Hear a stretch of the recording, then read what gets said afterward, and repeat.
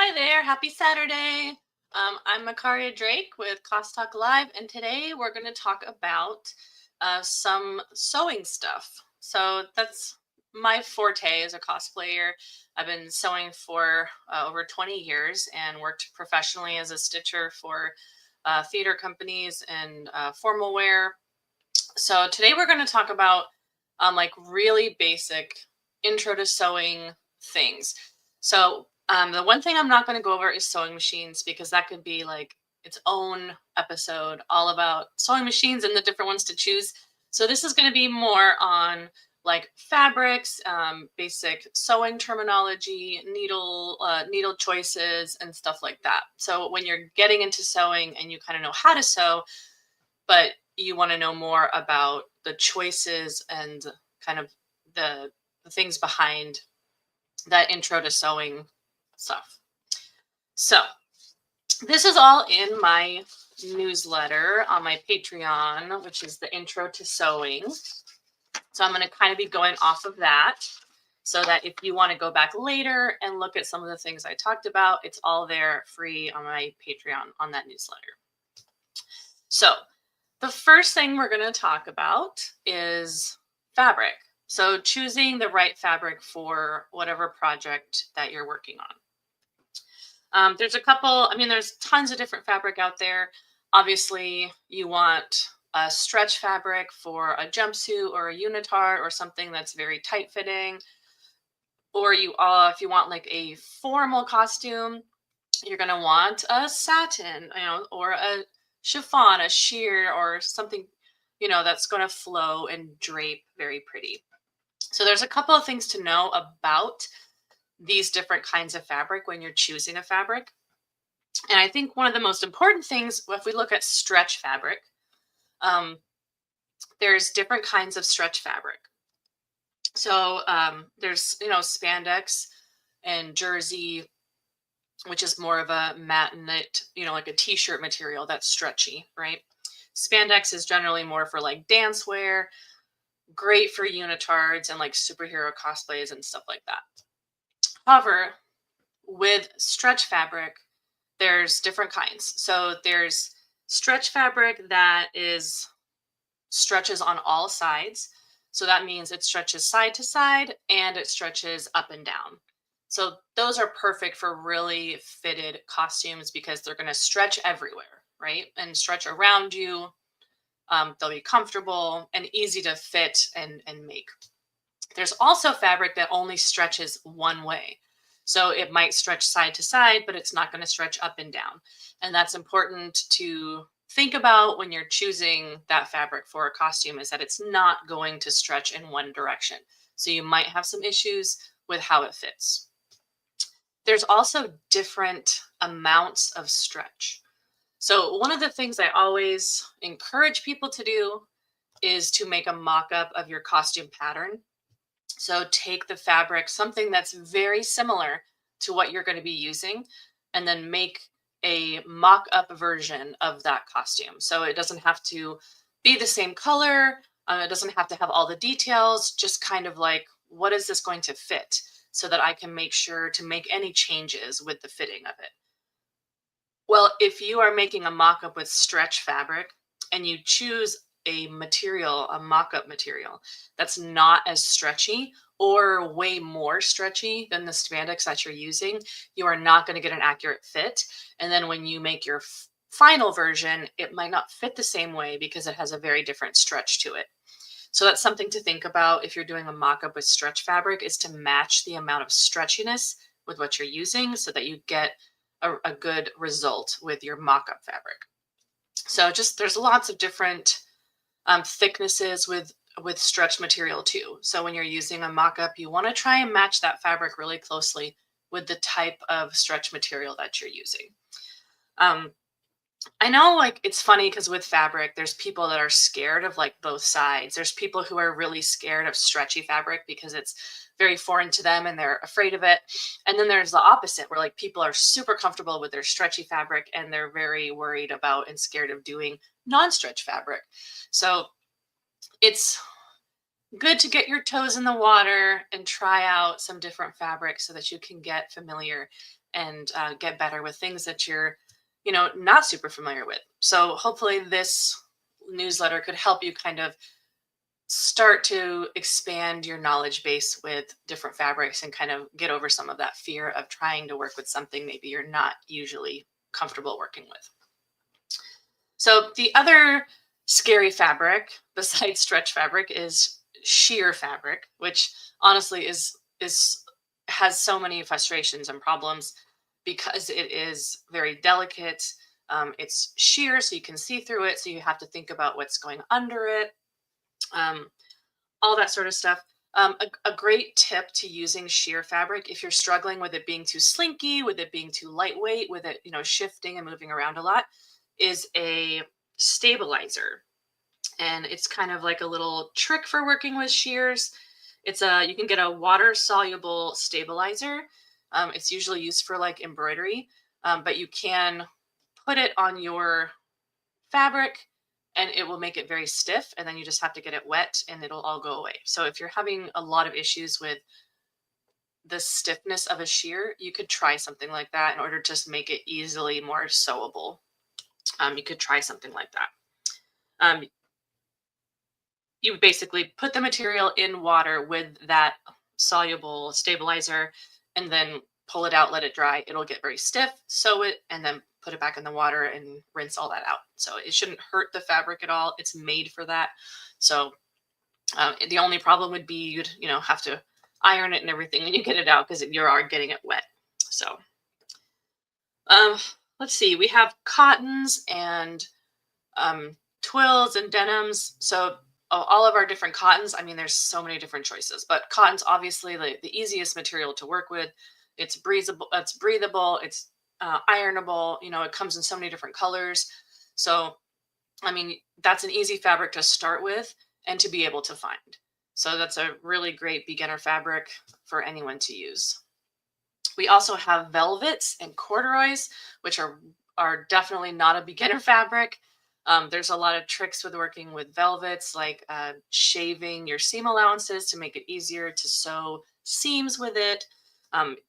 There's a grain to velvets, so you have to make sure that you're cutting things precisely because it will shift the kind of the sheen of the velvet. So if you have a piece that's not cut on the same grain as the other pieces, it will definitely show because the sheen will not go all in the same direction. So velvet's not a beginner fabric, but it is, a really fun fabric to work with. And there's non-stretch velvet and then there's stretch velvet, and stretch velvet is different. It's not as plush. Velvet definitely has a lot of plushness to it, which makes it more difficult to sew, whereas stretch velvet is generally not quite as plush.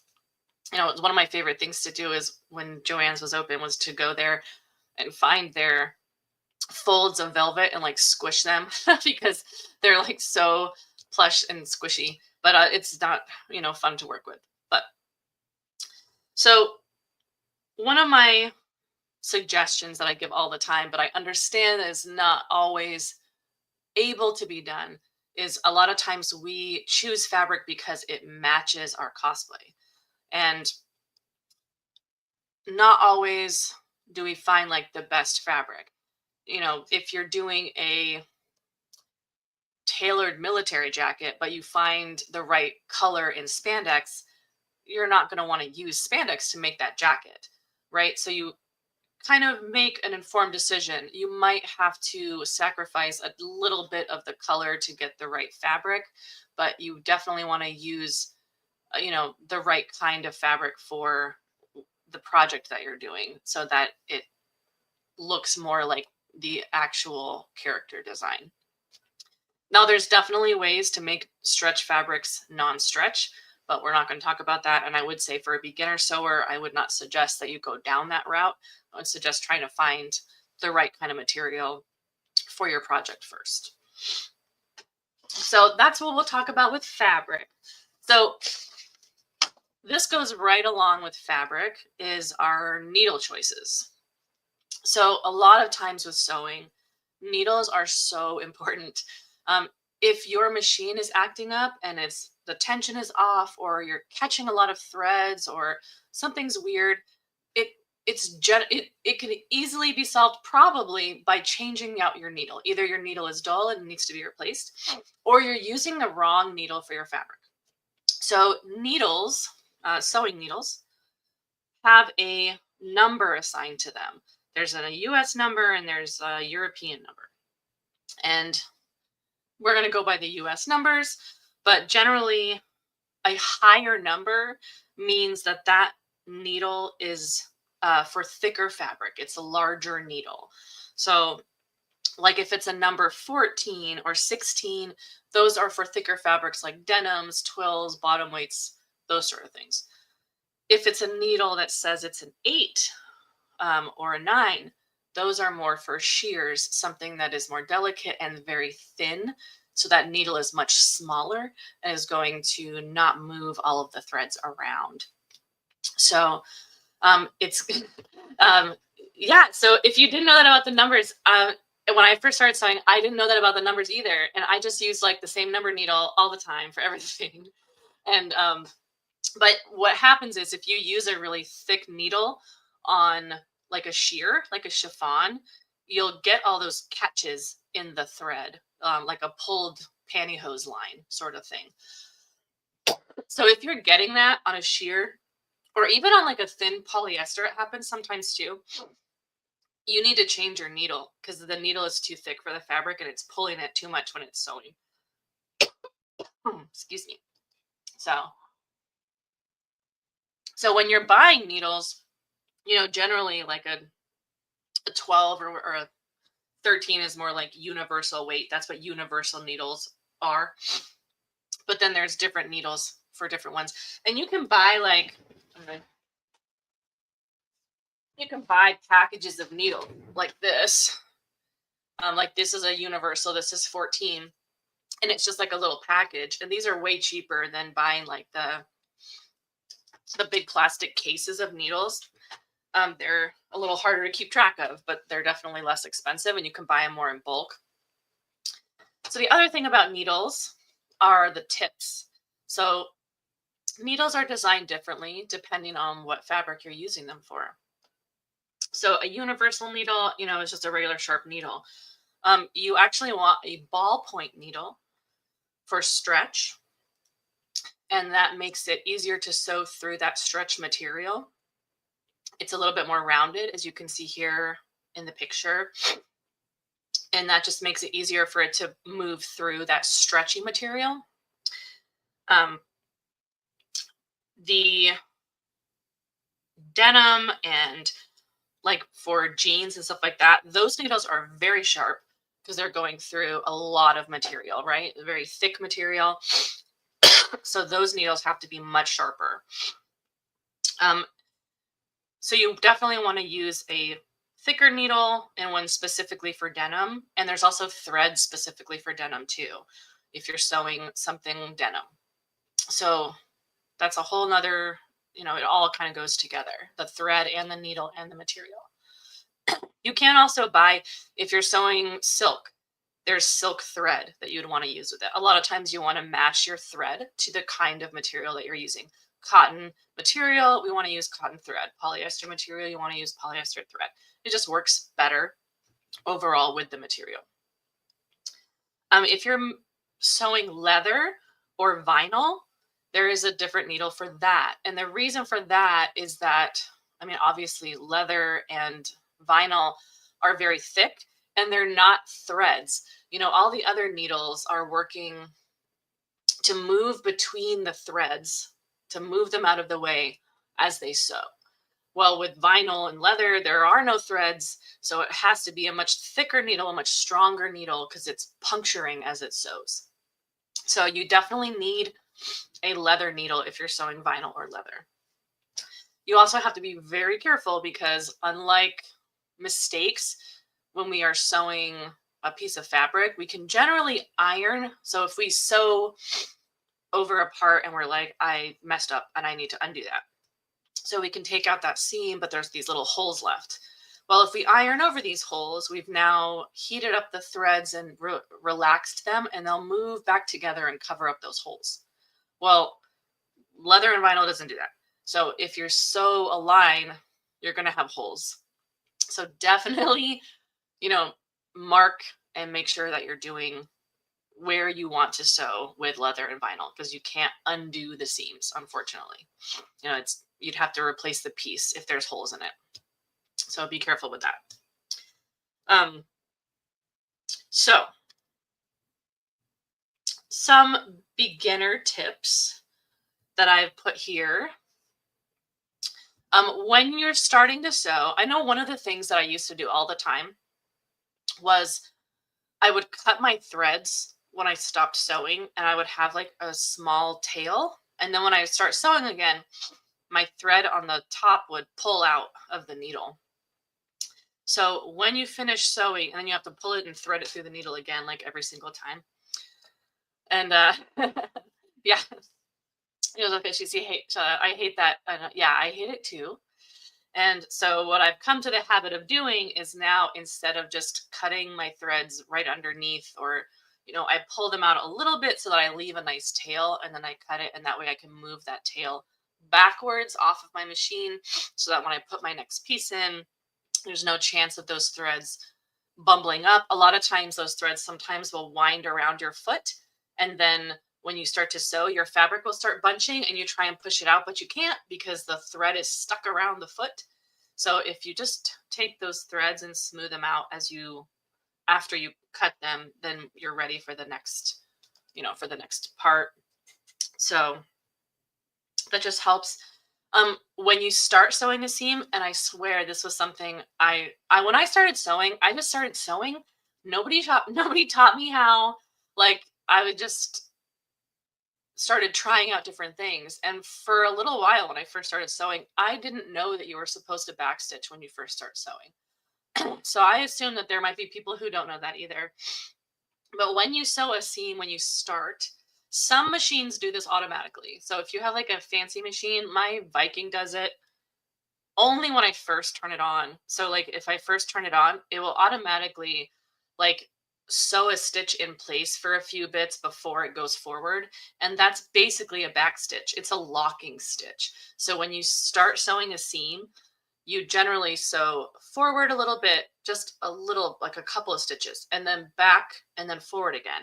And what that does is it locks that stitch in place so that it doesn't open up. Because over time and wear, if that stitch isn't locked, it will start to pull open, and that's where you get gaps, and your seams start to pull apart and those sort of things. So it's called a back stitch or a locking stitch, and it just helps your material or your garment wear better over time. It makes it more solid and a stronger seam. So the other thing I cannot stress enough is to iron things.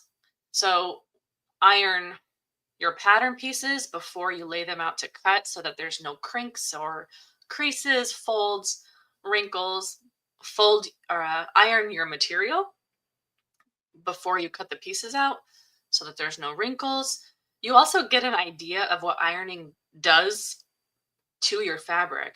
I mean, I've had irons that have discolored fabric because the heat will leave like an iron mark if it's too hot.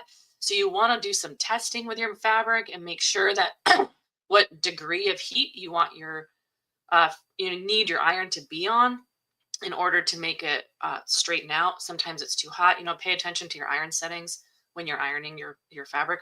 But you definitely want to iron your fabric before you start cutting all of your pieces out. Jessica says, I hate ironing regular clothes, but I swear by it when sewing. And I know that that's so true for me too. I absolutely hate ironing my closet clothes.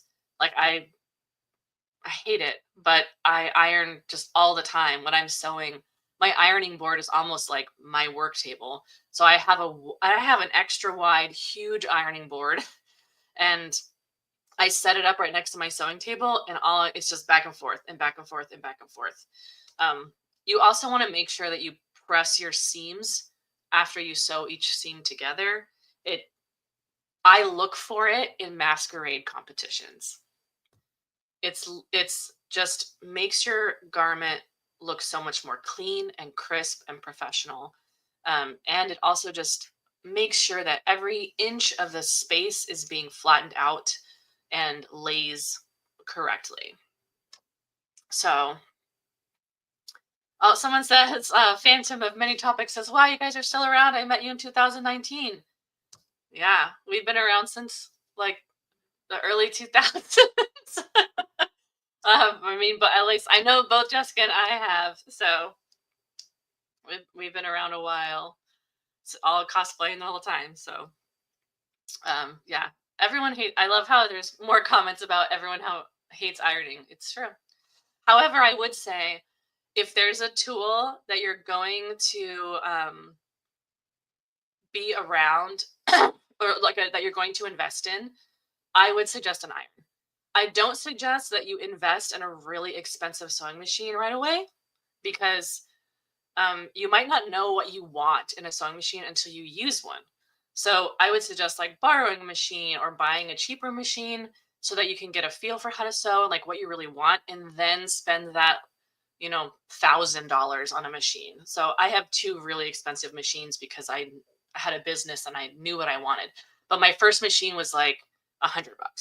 So like I don't suggest blowing that much on a machine right away. But an iron, I feel like is so vital, and you can use it for your regular clothes too, but a nice iron that has a really good steam setting and a really pointy tip um, is really important when you're sewing. So I would actually suggest investing in a nice iron because it's such a tool that you use all the time and is important, right? So the other suggestion I have is to replace things like your seam ripper and your measuring tape frequently and often. So seam rippers get dull. You can either buy new ones, or I have one that has a handle and you just replace the needle, or not the needle, but the sharp pointy part, the blade. So you can just buy new blades and replace them that way. But they do get dull over time, and they can create problems by ripping or pulling things and doing more damage than you want them to do. With measuring tapes, they actually stretch out over time. So if you have like a plastic measuring tape, like, let's see if I have one hanging out over here. Well, I don't have one in my drawer. I think they're hanging up. But just the regular roll plastic ones, over time, they start to stretch a little bit and then they become inaccurate. So if you've been using the same one for like years, you probably need to replace it because they do tend to stretch out a little bit and then they're not accurate for measuring. So something to suggest to replace it, right? So for the last little bit of time we have, I'm going to go over a few words. So in my newsletter, I actually have like a full on sewing glossary. It's just like what you would find in the back of a book. And I'm not going to go through all of these. I'm just going to go through a few of them. But if you want to go to my Patreon and look at all the rest of the words that I felt are important to know when you first jump into sewing, please feel free to go and look at it. And I know Jess did say that CosTalk Live's been around since 2020. So I just wanted to clarify. But Jess and I and Thermo Cosplay have been in the cosplay scene for a really long time. So just to make sure that's clear. But okay. So some of the things I wanted to talk about, the first one, going in alphabetical order, is based stitching. So base stitching is basically when you want to secure things together, but it's not a permanent stitch. So a lot of times you base stitch for zippers. So because you just want them to stay in place while you sew.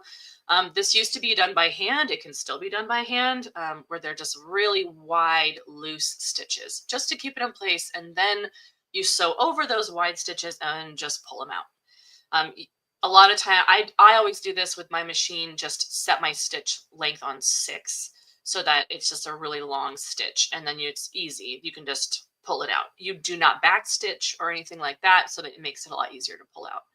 But a lot of times you use base stitching to put like sheer covers over regular material. You based it on so it doesn't slide around or move.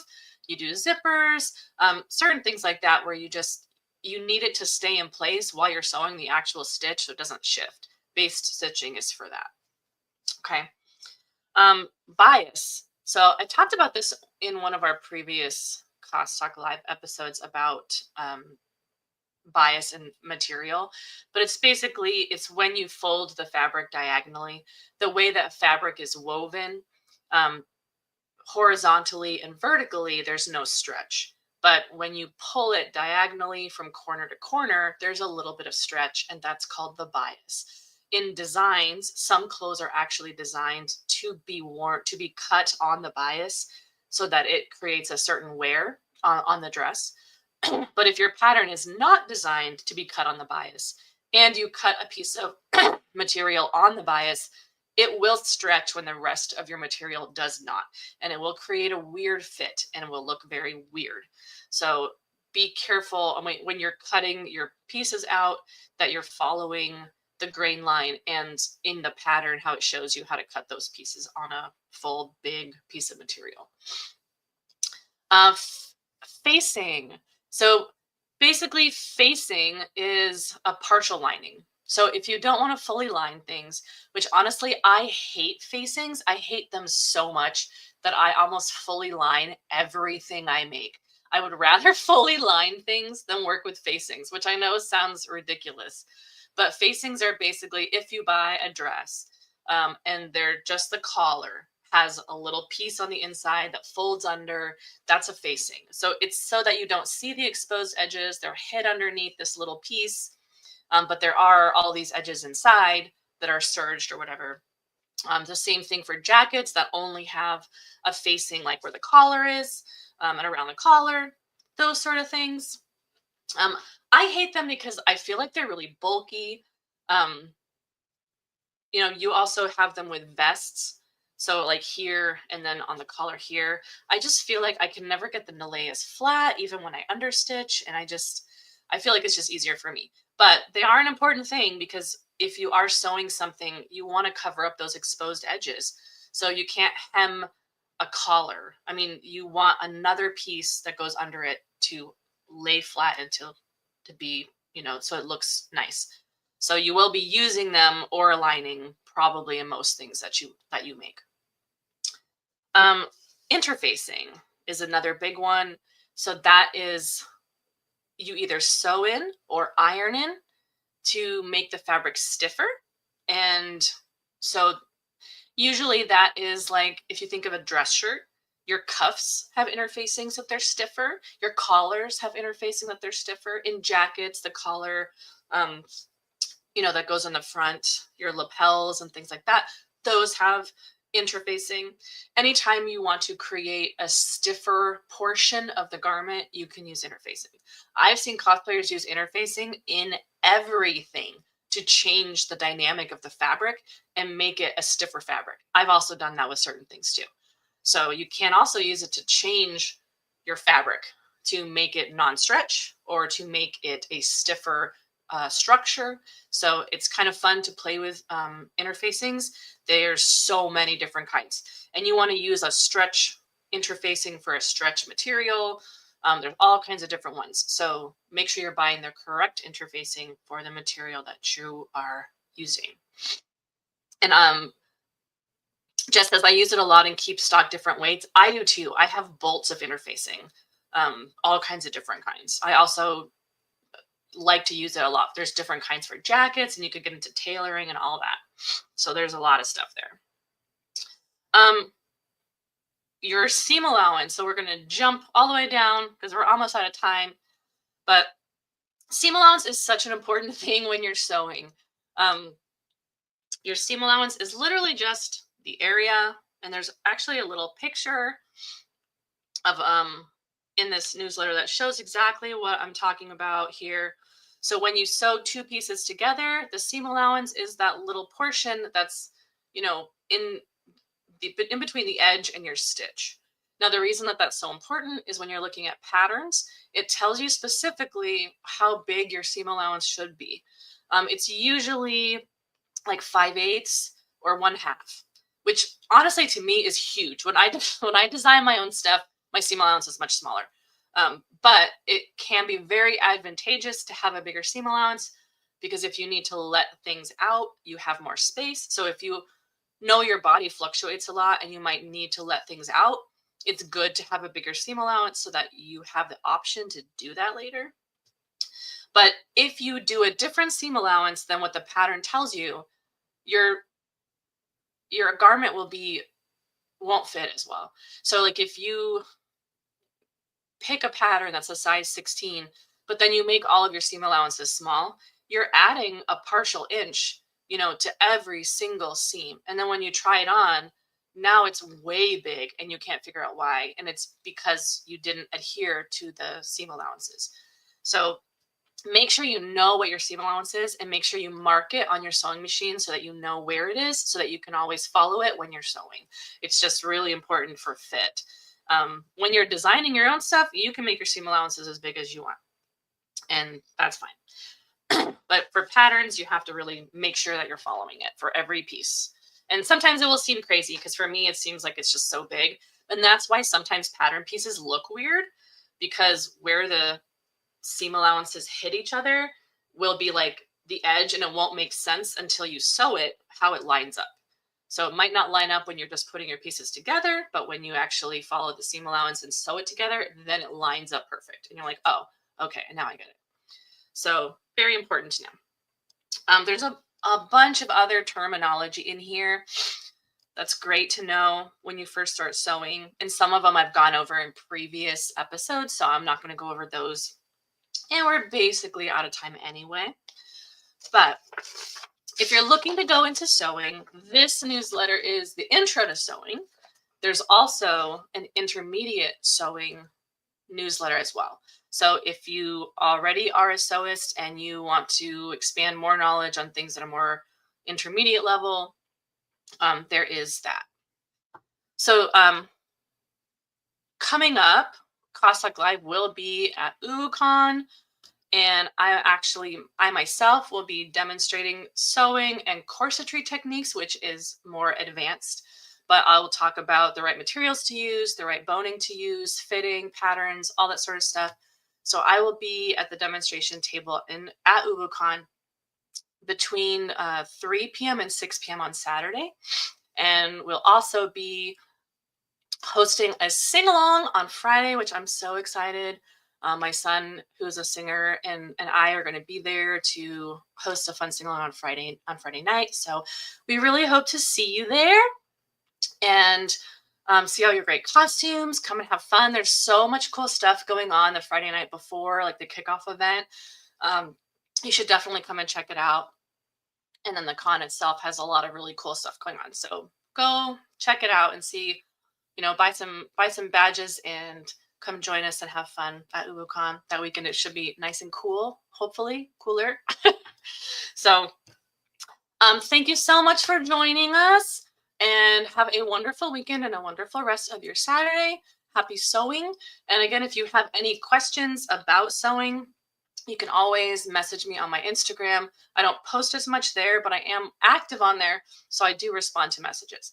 So if you have any questions about sewing or sewing machines or anything that I've said on here, feel free to message me at Mikaria.Drake on Instagram. Have a wonderful, great rest of your day, and thank you so much for joining me, and have a great one. Bye-bye.